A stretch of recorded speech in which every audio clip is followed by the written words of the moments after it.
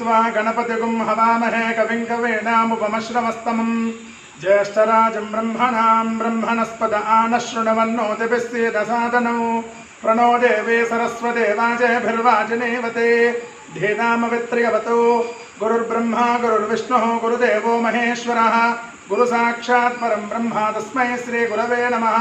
श्रीमहागणपतये नमः। श्रीमहासरस्वत्यै नमः। श्रीगुरुभ्यो नमः। हरि ओम। श्रीलक्ष्मी नरसिंहाय नमः। श्रीलक्ष्मी हयग्रीवाय नमः। उग्रं वीरं महाविष्णुं ज्वलन्तं सर्वतोमुखं नरसिंहं भीषणं भद्रं मृत्युं नमाम्यहं। ज्ञानानन्दमयं देवं निर्मलस्फटिकाकृतिम् आधारं सर्वविद्यानां हयग्रीवमुपास्महे। మన దగ్గర శ్రీమాన్ లక్ష్మీ నరసింహాచార్యులు గారు శ్రీ యాదగిరిగుట్ట దేవస్థానం ప్రధానార్చకులు గారితో ఈరోజు మనం ముఖాముఖిగా వారిని సందర్శించడం జరిగింది. వారి ద్వారా నరసింహస్వామి వారి యొక్క ముఖ్యమైనటువంటి ప్రశస్తము, అలాగే వారి ఇక్కడ యాదగిరిగుట్ట మీద వేద పాఠశాలను స్థాపించి ఎంతోమంది విద్యార్థులను తీర్చిదిద్ది వారికి ఆగమశాస్త్రంలో, వేదంలో, స్మార్తంలో, ప్రబంధాలలో అన్ని విషయాలలో చక్కగా తీర్చిదిద్ది ఈ యొక్క ప్రపంచానికి లోకానికి మంచి ఉత్తమమైనటువంటి పండితులను మనకు అందించడం జరుగుతున్నది. వారి యొక్క నాన్నగారి జ్ఞాపకార్థంగా ఇక్కడ పాఠశాలను ఏర్పాటు చేసి, అంతేకాకుండా లక్ష్మీ హయగ్రీవ స్వామి యొక్క దేవాలయాన్ని ఒక ఆశ్రమంలాగా స్థాపించి చాలామందికి వేద విద్యను అందిస్తూ, అలాగే వారు నిత్యం తన యొక్క నిత్య ఆరాధనమైనటువంటి లక్ష్మీనరసింహస్వామి వారి యొక్క అర్చకత్వాన్ని చేస్తూ ఎంతోమంది ప్రజలకు, భక్తులందరికీ కూడా చక్కని ఆశీర్వచనాన్ని ఇస్తూ ఉన్నారు. గురువుగారు మన చెంత ఉన్నారు ఇక్కడ. ఇప్పుడు వచ్చేటువంటిది చాతుర్మాస్యము. ఈ చాతుర్మాస్య విశేషాల్లో లక్ష్మీనరసింహస్వామి వారి గురించి, అలాగే వారు ఇక్కడ స్థాపించినటువంటి హయగ్రీవ స్వామి వారి యొక్క ఈ దేవస్థానంలో జరిగేటువంటి ముఖ్య విషయాల గురించి మనం ఇప్పుడు గురువుగారి ద్వారా తెలుసుకుందాం. గురువుగారు నమస్కారం అండి. స్వామివారి యొక్క దేవాలయానికి ఈ సంవత్సరాల నుంచి మీరు ఎంతో చక్కనటువంటి సేవలు అందిస్తూ ఉన్నారు. మీ యొక్క జీవితం చాలా ధన్యమైనది. మిమ్మల్ని దర్శించడంతో అర్చకో సాక్షాత్ అడిగి అంటారు. సాక్షాత్తు నరసింహస్వామిని చూసినట్టే ఉన్నది మాకు. మీ దర్శనంతో మాకు నరసింహస్వామి అనుగ్రహం కలిగినట్టే. మా ద్వారా, మా యొక్క ఛానల్ ద్వారా భక్తులందరికీ కూడా లక్ష్మీనరసింహస్వామి వారి నిత్యం సులభంగా, ఇంత చాలా రద్దీగా ఉన్నటువంటి ఈ రోజులలో చాలా సమయం తక్కువగా ఉంటుంది అందరికీ. నిత్య దైనందిన కార్యక్రమాలలో చాలా తక్కువ సమయంలోనే నరసింహస్వామి వారి యొక్క అనుగ్రహాన్ని నిత్యం ఆరాధించుకోవడానికి ఒక రెండు మాటలు చెప్తూ, అలాగే మీరు ఆశ్రమం స్థాపించినటువంటి విషయాన్ని, పిల్లలకు అందించేటువంటి విషయాన్ని, అలాగే మీరు శ్రవణ నక్షత్రంలో చేసేటువంటి విషయాన్ని ఒక 4 మాటలు మీ ద్వారా వినాలని కోరుకుంటున్నాం. స్వామి, ముఖ్యంగా భక్తి రేవగరియసే అన్న ప్రమాణాన్ని అనుసరించి మీరు నన్ను ప్రశ్నించడం, ఉత్తరోత్తరంగా సమాధానాన్ని తప్పించుకోవటం, తద్వారా ప్రజల్లో భక్తి చైతన్యాన్ని కల్పిస్తున్నందుకు మీకు, మీ యూట్యూబ్ ఛానల్కి కూడా అనేక మంగళాశాస్త్రాలు. నా పేరు నల్లందేవి లక్ష్మీనరసింహాచార్యులు. నేను వేదంలో ఉచితంగా ప్రచోదన చేసి డాక్టరేట్ కూడా పొంది ఉన్నాను. సుమారుగా 100 ప్రతిష్టాపనలు నిర్వహించాను. ఆ తర్వాత ఒక 100 పైగా యజ్ఞాలను కూడా నేను నిర్వహించడం జరిగింది. ఇది లౌకికంగా చిన్నగా నా జీవితం. ఆ వచ్చిన డబ్బుతోటి ఇక్కడ ఒక 10 ఎకరాల స్థలం సంపాదించుకుని మా నాన్నగారు స్థాపించినటువంటి వేదాలను నేను కొనసాగించవచ్చు. నాన్నగారి లక్ష్యాలకు, వారి యొక్క వారసత్వానికి ఒక చిన్న ప్రతినిధిగా నేను ఇక్కడ సేవా కైంకర్యాలు చేసుకుంటూ తరిస్తూ ఉన్నాను. 79లో నేను యాదాద్రిలో అర్చకుడిగా సేవా కైంకర్యాలు ప్రారంభించి నేడు ప్రధాన అర్చక స్థాయిలో ఉంది. దేశాల్లోనూ విదేశాల్లోనూ కూడా చాలా చక్కని ఖ్యాతిని పరమాత్మ అక్కడ కూడా నాకు విశిష్ట సేవలను అందించేటువంటి భాగ్యాన్ని అనుగ్రహించారు స్వామి.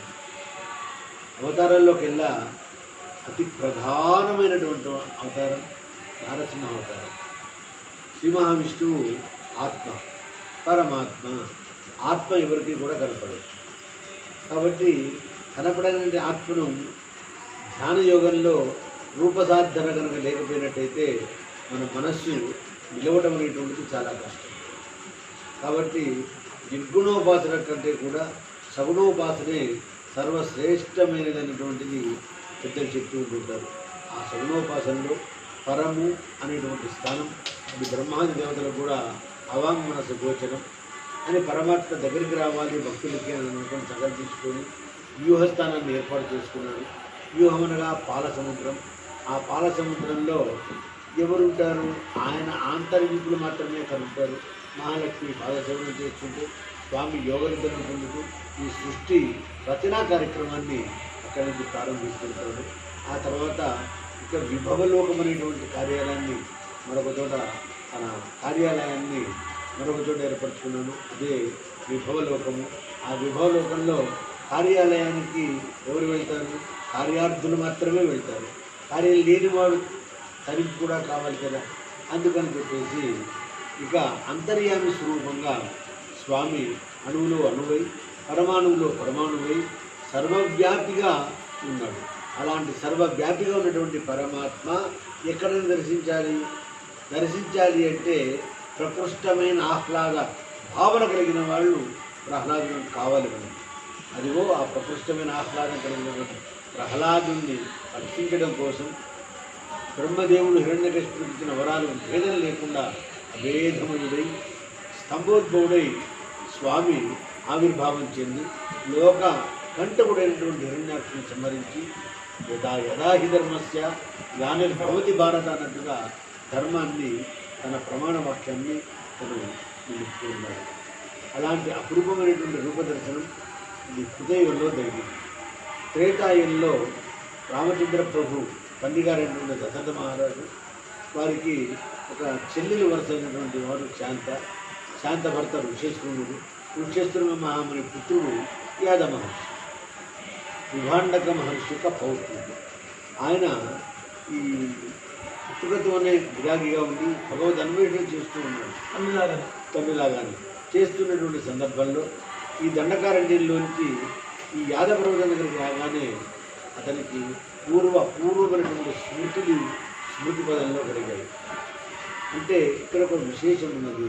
ఏమిటా విశేషము అని ఆలోచిస్తే అక్కడ స్వామి క్షేత్రపారకుడైనటువంటి వారు ఆంజనేయ స్వామి లక్ష్మీనరసింహ మహామంత్రాన్ని ఉపదేశం చేస్తే స్వామి తపస్సు ఆచరించాడు. దేవాలయం ప్రవేశించగానే గుడి పక్కన ఉంటుంది. కాబట్టి ఇక్కడ ఆంజనేయ స్వామి వారికి ఆచార్యత్వం కూడా ఈ క్షేత్రంలో సిద్ధించింది. క్షేత్రపాలకుడు అందులో పాటు ఆచార్యత్వం కూడా సిద్ధించింది. ఏంటి పర్వతానికి కూడా ప్రత్యేకత అంటే హిరణ్యకశిపుని సంహారం చేయగానే స్వామి ఆ హోబిల నుంచి తన యొక్క దక్షిణ పాదాన్ని ఇక్కడ ఉంచి ఇక్కడి నుంచి స్వర్గారోహణం చేసినట్టుగా మనకి స్కంద పురాణాలలో చెప్పడం జరిగింది. కాబట్టి భగవాను యొక్క దివ్య పాద స్పర్శ కలిగినటువంటి పవిత్రం కాబట్టి ఇక్కడ యాద మహర్షికి పవిత్రీకృత భావనలు కలిగాయి. తద్వారా తపస్సు సిద్ధించిన తపస్సుగానే స్వామి నాకు ఇతర కోరికలంటూ ఏమీ లేవు. రాబోయే మహాకలియుగంలో అక్షర సత్యంగా భక్తుల్ని సర్వకాల సర్వావసరాలను కూడా రక్షించాలి. కాబట్టి రక్ష్యాపేక్షాం ఉపేక్షతే అనేది నీ యొక్క వ్రతం. కాబట్టి నాకే దర్శనాన్ని ఇచ్చావో అలాంటి రూప దర్శనాన్ని మీరు ఈ క్షేత్రానికి వచ్చేటువంటి భక్తులకు అనుగ్రహించాలి అని చెప్పి కోరుకుంటే నిస్వార్థమైనటువంటి ఆ కోరికకు స్వామి ఆనాడు యుగాల క్రితం త్రేతాయుగంలోనే ఇక్కడ స్వయంభూమూర్తిగా యాదమహర్షి తపస్సు వలన స్వయంభూమూర్తిగా ఆవిర్భావం చెందాడు. కాబట్టి ఈ క్షేత్రానికి యాదాద్రి యాదగిరి అనేటువంటి పేరు సార్థకత చేకూర్చుకుంది. ఆ తర్వాత ద్వాపర యుగంలోనూ కూడా రుక్మిణి కళ్యాణం సందర్భంలో యాదసింహం మాదిరిగా వచ్చి నన్ను అప్పుడు చేర్చుకో అని రుక్మిణి రాసినటువంటి మొదటి లేఖ ఏదైతే ఉందో ఆ లేఖలోని అంతరార్థ భావనలో యాదాద్రి ప్రశంస కలదు అని చెప్పడంలో సందేహం లేదు. కలియుగంలో 5000 సంవత్సరాల క్రితం నమ్మాళ్ళవారు అనేటువంటి వారు దివ్య ప్రబంధాలు ఎన్నో రచించారు. దాంట్లో శ్రీనవేల్కున్నమే అనేటువంటి ఒకటాన్ని తీసుకొని ఎన్నో పద్యాలు నరసింహస్వామి వారి పైన పాసురాలు రచింపజేశారు. తద్వారా నరసింహ వైభవం లోక ప్రకాశమైపోయింది. ఆ తర్వాత క్రమక్రమంగా కలికోటి యుద్ధాత్ముడు శ్రీకృష్ణదేవరాయలు కూడా ఇక్కడికి విచ్చేసినట్టుగా ఉన్నారు. ఆళ్వార్లలో అతి చిన్నవాడైనటువంటి తిరుమని ఆళ్వారు కూడా ఇక్కడ ఉండబడేటువంటి మాయావాదులైనటువంటి బౌద్ధులను జయించడం కోసమై ఇక్కడ బాగా ఇక్కడ స్వామి సుదర్శన చక్ర తేజస్సును చూసి ఇక్కడ స్వామి ఉన్నాడు అని భావించి ఈ కొండ గుహలోకి ప్రవేశిస్తే అక్కడ భగవంతుడు ఆరాధించే వాళ్ళు దేవతలు కదా, మరి దేవతలు వస్తున్నారా లేదా, ఆరాధన చేస్తున్నారా లేదా, అందుకని చెప్పేసి నేను ఇక్కడ ఏం చేస్తాను, పూర్వ ఆచార్యులైనటువంటి నమ్మాళ్ళ వారిని రామానుజుల వారిని కూడా ప్రార్థిస్తే వారు కూడా యాదాద్రిలో స్వయంభూమూర్తిగా ఆవిర్భావం చెంది ఆచార్య శ్రీహస్తైన ఆరాధనను కలిస్తే అన్నట్టుగా వారు పాంచరాత్రాగమ శాస్త్రంతో స్వామిని ఆనాటి కాలంలోనే ఆరాధనాది విధానంలో స్వామి వైభవాలను ప్రారంభించారు. ఆ తర్వాత ఎందరో రాజాధిరాజులు, పీఠాధిపతులు, మఠాధిపతులు ఎందరెందరో వచ్చి స్వామిని దర్శనం చేసుకొని ధరించారు. ఆ తర్వాత నిజాం నవాబుల కాలంలో యాదగిరి ప్రశంసలు, గౌడగిరి పరిపాలించినటువంటి రాజవంశీకుల త్రిపురం మల్లుడి యొక్క చేసిన శాసనంలో కూడా యాదాద్రి ప్రశంస ఉంది. ఇలాగా ఆనాటి నుండి ఈనాటి వరకు కూడా మహా వైభవంగా ఈ ఆలయం విరాజిల్లుతుంది.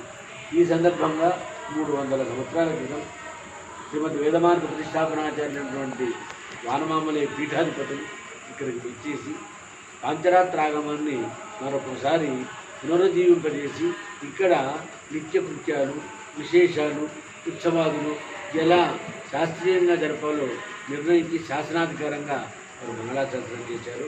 వారి మంగళాశాసనంతోనే ఈ ఆలయం అంతా కూడా ఇప్పటికీ నడుస్తూ ఉంది. అలాగనే పీఠాధిపతులు, జీరస్వాములు అందరూ కూడా ఇక్కడికి వచ్చేసి స్వామిని ధరింపజేశారు. ఈ సందర్భంగా చెప్పుకోవాల్సింది ఏంటంటే, చరిత్ర చర్వణంగా గత ముఖ్యమంత్రి వర్యులు యాదాద్రి దేవస్థానానికి పునరుజ్జీవింపజేసి పునర్నిర్మాణం చేసినారు. ప్రస్తుత ముఖ్యమంత్రి గారు కూడా ఎంతో ప్రత్యేక శ్రద్ధ చేసి ఈ దేవాలయాన్ని త్వరలోనే బంగారు శిఖరాన్ని చేయడానికి వారు కూడా సంకల్పించారు. ఇలాగా ప్రజలు, ప్రభుత్వాధికారులు అందరూ కూడా ఈ దేవాలయం అంటేనే అత్యంత శక్తివంతమైనటువంటి దేవాలయంగా, స్వామి అక్షర సత్యంగా ఉన్నవాడు కాబట్టి ఆ స్వామిని కొలుస్తూ తరిస్తూ ఉన్నారు. ఇది అతి సూక్ష్మంగా స్వామి యొక్క క్షేత్రం వచ్చింది. స్వామి ఇప్పుడు ఈ దేవస్థానంలో ప్రధానంగా జరిగేటువంటి, ఇప్పుడు భక్తులకు వచ్చారండి, వారికి వచ్చేటువంటి సమస్యలకు కానీ దర్శన మాత్రం చేతనే సమస్యలన్నీ కూడా దొరికిపోతాయని మీ వాక్యంలో గూఢార్థమైనటువంటి విషయమే. ఇంకా నరసింహస్వామి వారిని భక్తులు ధరింపజేసుకోవడానికి నిత్య దైనందిక జీవితంలో స్వామివారిని ఏం చేసుకుంటే వారు తొందరగా భగవంతుని చేరుకోవడానికి మీ ద్వారా ఒక 4 మాటలు చిన్నగా వాళ్ళు ఉన్నటువంటి ఈ కొద్దిపాటి సమయంలో క్షేత్రంలో అతి గొప్పనటువంటి ఒక ప్రత్యేక పూజా విధానం ఏముంది అంటే, ఇక్కడ ప్రదక్షిణ చేసి స్వామికి ప్రదక్షిణ చేస్తే స్వామి స్వప్న సాక్షాత్కారం ఇస్తారు. వారి ఈతి బాధను, రోగ బాధను, గ్రహ బాధను, గృహ బాధలు, పిశాచ బాధలను సైతం ఆంతరమానికుడై స్వామి రోధ నిరోధక శక్తిని కల్పింపజేసి వారి రోగాలను, భవరోగాన్ని కూడా నిర్మూలన చేస్తూ జగదాచార్యులు శంకరాచార్య స్వామి వారు చెప్పినట్టు ఏకేన చక్రమ పరైన కరైన శంఖం అన్నేన సింధుతనయ వలంబతిష్టన్ స్వామీతరైన వరద అభయ హస్తముద్రాం లక్ష్మీ నృసింహ కరావలంబమన్న రూప ధ్యానానికి అక్షర రూపంగా స్వామి ఇక్కడ వేయించేసి ఉన్నారు. ఇలాగా స్వామి మహత్యాలు, లీలలు అనంతానంతమైనటువంటివి. అవి అనుభవించాల్సిందే తప్ప చెప్పడానికి సాధ్యమైనటువంటి విషయము. కాబట్టి ఇందాక మనం చెప్పుకున్నాము, ఆత్మ ఎవరికి కనపడదు. కనపడాలంటే ఆత్మకు రూపం కావాలి. ఆ రూపం కావాలి అన్నప్పుడు మరి భీష్మ పితామహుడు ఏం చెప్పాడు? నారసింహ ఉపశ్రీమాన్ కేశవ పురుషోత్తమ అని చెప్పాడు విష్ణుదాసరామంలో. పరమాత్మ ఎవరికి కనపడదు, ఆ శక్తి అంతా వ్యాపించి ఉంది. కనపడే దేవుడు కేవలము నారసింహస్వామి వారే అని చెప్పి మృగన్న భీమ అనేటువంటి వాక్యం నమగ్రమకాల్లో కూడా ఉంది. కాబట్టి అనే నమ్మకంలో ఉంది, చమకంలో ఉంది. అసలు రుద్రత్వము అనేటువంటిది స్వామికి దుర్మార్గులకి భయంకరము, సన్మార్గులకి అది అభయంకరంగా మనకి దృగ్గోచరం అవుతుంది. అంటుంటారు కదా, యాదృశ్యత్ర భావేన సిద్ధిర్భవతి తాదృశ్య. మనం చూసేటువంటి స్వరూపంలో కోణంగా ఉంటుంది. రాత్రి మహత్యం. అదే గురుగారు, అలాగే మీరు స్థాపించిన వేద పాఠశాల ఎప్పుడు స్థాపించారు? ఇక్కడ ఇంతవరకు ఎంతమంది విద్యార్థులు వేదం చదువుకున్నారు? ఇప్పుడు ఎంతమంది చెప్తున్నారు? ఇక్కడ జరిగేటువంటి ముఖ్యమైనటువంటి ఆరాధన గురించి ఒక్కసారి ఒక మాట చెప్పండి. ఇది మా నాన్నగారు ఈ లక్ష్మీ హయగ్రీవ స్వామి వారి యొక్క దివ్య సన్నిధానాన్ని స్థాపించారు. మా వంశ పరంపర అధిష్టాన దేవత హయగ్రీవ స్వామి. మా ఉపాసన లక్ష్మీ నృసింహ ఉపాసన. ఆ ఉపాసనలో సిద్ధించినటువంటిది విజ్ఞాన సర్వస్వం కాబట్టి హయగ్రీవుడు ఆధారం సర్వ విజ్ఞానం అని చెప్పుకుంటాం కాబట్టి ఎవరైనా సరే విద్యను అభ్యసించాలంటే హయగ్రీవుడినే ఉపాసించాలి. కాబట్టి అలాంటి హయగ్రీవ ఉపాసన మా పూర్వీకులందరూ చేసినందువలన మా ఇంటి ఇలవేలుపు దైవము హయగ్రీవ స్వామివారైనారు. కాబట్టి మా నాన్నగారు మా స్వగ్రామం వేణుగోపాలపురం, ఇప్పుడు ప్రస్తుతం సూర్యాపేట జిల్లా నడుగుడి మండలం వేణుగోపాలపురం. ఆ వేణుగోపాలపురం ఏంటంటే ఒక పల్లెటూరు. ఆ పల్లెటూరులో కోదండరామ స్వామివారి సన్నిధి. ఆ సన్నిధానంలో నాన్నగారు అర్చకత్వం చేస్తూ ఉండేవారు. నేను కూడా చిన్నప్పటి నుంచి అర్చకత్వంలోనే నాన్నగారు నాకు అమ్మగారు మొదటి గురువు, నాన్నగారు రెండవ గురువు. ఆ తర్వాత ఎందరో గురువులను ఆశ్రయించి కాంతరాత్రాగమ శాస్త్రం తెలుసుకున్నాను. ఆ తర్వాత ఈ లౌకిక విద్యను కూడా అభ్యసించితేనే కాస్త సమాజంలో గుర్తింపు ఉంటుంది, విషయ పరిజ్ఞానం నేర్చుకోవాలని చెప్పేసి అంచెలంచెలుగా నిరంతర విద్యాభ్యాసం చేసుకుంటూ ఎంఏ తెలుగు, ఎంఏ సంస్కృతం కూడా అధ్యయనం చేశాను. 3 ఆగమ శాస్త్రాలను అధ్యయనం చేశాను. పాంచరాత్రము, వైజ్ఞానికము, స్మార్తమైనవి. నా విద్యను తిరుమల తిరుపతి దేవస్థానం వారు కూడా గుర్తించి ఆగమ ద్యుమణి అనేటువంటి బిరుదును అనుగ్రహించారు. అలాగా వరల్డ్ ఫేమస్ ఒక బిరుదు నాకు విశ్వగురు ఐకాన్ వరల్డ్ అవార్డు నాకు సంపాదించింది. ఆ తర్వాత వేదంలో ఎన్నెన్నో ఉపన్యాసాలు, ఎన్నెన్నో రచనలు చేయడం వల్ల నాకు అస్సాం వారు జ్యోతిష విద్యాపీఠం వారు గౌరవ డాక్టరేట్ కూడా అందించారు. నేను నాన్నగారి ఆదర్శాలకు అనుగుణంగా నా పిల్లలు ఈ దేవాలయాన్ని, ఈ వేద పాఠశాలను పోషిస్తున్నారు. ఇంతవరకు గత 23 సంవత్సరాలుగా వేద పాఠశాలను స్థాపించాం. సుమారుగా 275 మందికి పాఠం చెప్పడం జరిగింది. ఆ విద్యార్థులు ఇతర దేశాల్లో ఉన్నారు, ప్రదేశంలోనూ ఉన్నారు, రాష్ట్ర వ్యాప్తంగా విస్తృతంగా ఉన్నారు. కాబట్టి ఇక్కడ హయగ్రీవుడు చాలా అపురూపంగా కనపడేటువంటి దేవాలయాలు చాలా తక్కువగా ఉన్నాయి. అలాంటి దేవాలయాన్ని మా ఇంటి దేవుడు కాబట్టి నాన్నగారు స్థాపించారు. మేము కొనసాగింపజేస్తూ ఉన్నాము. ఇక్కడ అధ్యయనోత్సవాలు, బ్రహ్మోత్సవాలు, తర్వాత పవిత్రోత్సవాలు చేయడమే కాకుండా 15 తిరునక్షత్రాలు కూడా చేస్తాం. దాంతోపాటు సామాజికమైనటువంటి వైద్య సేవలు, వైద్య శిబిరాలు ఇలా చేస్తూ ఉంటుంది. మా సంస్థ నుంచి మేము సుమారుగా ప్రతి సంవత్సరం కూడా ఒక 50 మంది విద్యార్థులకు యథాశక్తిగా ఫీజులు కట్టి చదివిస్తూ ఉంటాం. వేదాన్ని పోషించడమే ప్రథమ కర్తవ్యం కాబట్టి చదువుకుంటానని వచ్చిన వారికి ఏ విధమైనటువంటి రుసుము లేకుండా వేదం పాఠం చెప్తాం. ఒక 6 సంవత్సరాల కోర్సుగా నేను నిర్ణయించాను.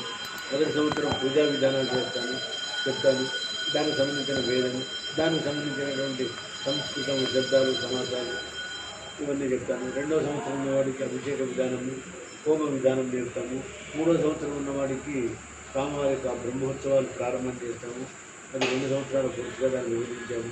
అలాగనే తమిళ పాఠశాలైనటువంటి దివ్య ప్రబంధాలు ప్రతి సంవత్సరానికి ఒక 1000 పాఠశాలలు చెప్పడం జరుగుతూ ఉంటుంది. అలాగనే ఇంకా విద్యార్థి ఉత్సాహంగా ఉన్నట్టయితే 3వ సంవత్సరం ఉన్నవాడికి యజుర్వేదాన్ని మేము ప్రారంభం చేస్తాము. మాకు ఇబ్బంది లేకుండా మా దగ్గర 8 మంది వేద పండితులు ఉన్నారు. ఒక్కొక్క వేదానికి 2 ఉన్నారు కొండపైన.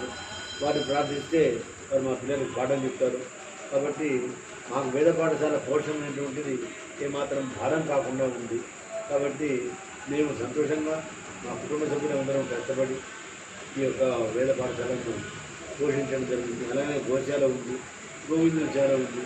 గోపాలకులైనటువంటి వేద విద్యార్థుల యొక్క సేవ చేసుకుంటూ ఒక నిజమైన సనాతన బ్రాహ్మణ ధర్మంలో పౌరులు ఎలా జీవించారో అలా జీవిస్తూ ఎంతోమందికి ఆదర్శంగా ఇప్పుడు మీరు మా అందరికీ చూస్తున్నటువంటి భక్తులందరికీ కూడా మీరు ఇలాంటి మీలాగా ఇన్స్పిరేషన్, అంటే మిమ్మల్ని ఆదర్శంగా తీసుకొని ఎంతో కొంత ధర్మాన్ని రక్షించడం కోసం ప్రజలు భక్తులు ముందుకు రావాలని నేను మా ఛానల్ ద్వారా చెప్తున్నాను. అంతేకాకుండా ఇక్కడ హయగ్రీవ స్వామి వారికి మీరు ఏదో ప్రత్యేకంగా విద్య కోసం చిన్నపిల్లల కోసం ఏదో చేస్తున్నారని చెప్పి విని ప్రతి శ్రవణ నక్షత్రంలోనూ స్వామివారి జన్మ నక్షత్రం శ్రవణ నక్షత్రం. ఈ సందర్భం పురస్కరించుకొని పిల్లల నాలుగుపైన విద్యా వాచస్పతి హోమం చేసి హవిస్సులు తేనెలో కలిపి ఆ తేనెని స్వామివారికి అభిషేకించినటువంటి తేనెతో దర్భతో పిల్లల నాలుగుపైన బీజాక్షరాలు రాయడం జరుగుతుంది. తద్వారా వాళ్ళ యొక్క విశ్వాసమా లేకుంటే స్వామి మహత్యమా అని అన్నట్లుగా చక్కగా ఇవన్నీ కూడా మిరాకిల్గా అద్భుతానికే పరమాద్భుతంగా స్వామి వాక్శక్తిని ఇస్తూ ఉంటాడు. ఇక్కడ ఇది చాలా ప్రత్యేకమైన రాష్ట్రాల నుండి రాష్ట్రేతరాల నుండి కూడా ఇక్కడికి వస్తూ ఉంటారు. ఈ కూడా కుటుంబ నేపథ్యం సంతానం ప్రస్తుతం వాళ్ళు ఏం చేస్తున్నారో కూడా తప్పకుండా స్వామి. నాకు 3 అబ్బాయిలు. పెద్ద బాబు పంచరాత్రాయణ శాస్త్రం చేస్తున్నాడు. ఆ తర్వాత లౌకికంగా అడ్వర్టైజ్మెంట్ బోర్డ్స్ ఉంటాయి కదా, ఆ బిజినెస్ చేసుకుంటూ జీవిస్తున్నాడు. వాడి భార్య డిఫెన్స్లో జాబ్ చేస్తుంది. వారు తిరుమల పెద్దజీర స్వామివారికి దేహ సంబంధంలో ఒక పౌత్రి అవుతుంది. ఇక రెండో వాడికి ఒక పెట్రోల్ బంక్ ఉంది. వాడి భార్య మాకు వేంద్రకులోనే చేసుకున్నాం.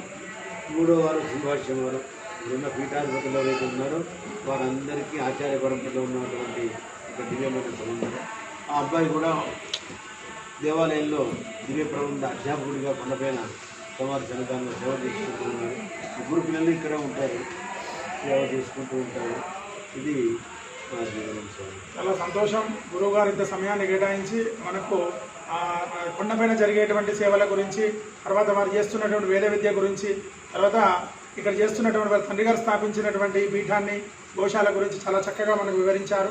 ఇంకా గురువు గారిని మళ్ళీ మనం మరొకసారి కలుసుకొని వారి ద్వారా ఇంకా కొన్ని ఆధ్యాత్మిక విషయాలు తెలుసుకొని భక్తులకు కావాల్సినటువంటి కొన్ని ధర్మ సందేహాలు గురువు గారి ద్వారా తీర్చుకొని వారికి ఇంకా ఆ లక్ష్మీనరసింహ స్వామి హయగ్రీవ స్వామి వారికి సంపూర్ణ ఆరోగ్యాన్ని అంతా ఇవ్వాలని, వారి యొక్క సేవలు మనందరం కూడా తీసుకొని వారి ఆశీర్వచనం ద్వారా మనందరికీ కూడా క్షేమం కలగాలని, అన్నిటికంటే ముఖ్యంగా ప్రస్తుతం ఉన్నటువంటి జీవనంలో ప్రతి ఒక్కరికి కావాల్సింది ఏమిటంటే క్షేమం కావాలి, ఆరోగ్యం కావాలి. గురువుగారు ముఖ్యంగా నరసింహస్వామి దగ్గరికి వస్తే ఎటువంటి ఆరోగ్య బాధలు, ఎటువంటి సమస్యలున్నా ప్రదక్షిణం ద్వారా తొలగిపోతే ఒక మంచి మాట చెప్పారు. కనుక ఎటువంటి ఇబ్బంది లేకుండా భక్తులు మీరందరూ కూడా ఎటువంటి రుసుము లేకుండా ప్రదక్షిణము మన యొక్క జీవితాన్ని మార్చేటువంటిది. ప్రదక్షిణం అంటే మన జీవితాన్ని కుడివైపుకు తిప్పడం, ఒక పాజిటివ్ వైపు తిప్పడం ఈ జీవితం యొక్క పరమార్థంగా గురువుగారు చెప్పకనే చెప్పారు. అటువంటి గొప్ప విషయాన్ని సెలవిచ్చిన గురువుగారికి వేల ధన్యవాదాలు తెలుపుతూ గురువుగారికి వేల నమస్కారాలు. లక్ష్మీ నరసింహస్వామి మహారాజుకి జై.